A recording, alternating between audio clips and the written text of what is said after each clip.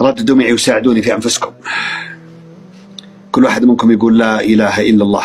تبغاكم الآن كل واحد منكم يقول تحصنت بلا إله إلا الله، تحصنت بلا إله إلا الله، تحصنت بلا إله إلا الله ما أحييتني، حصنت أبنائي وبناتي وذريتي ورزقي ومالي بلا إله إلا الله.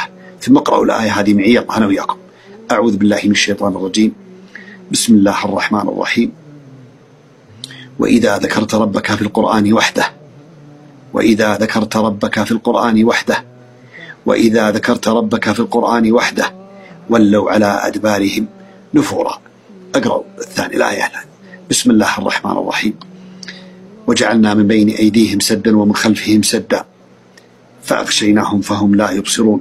قولوا اللهم احجب عني وعن زوجتي وعن أبنائي وذريتي وأحفادي وجميع ما أوتيت من فضل الله.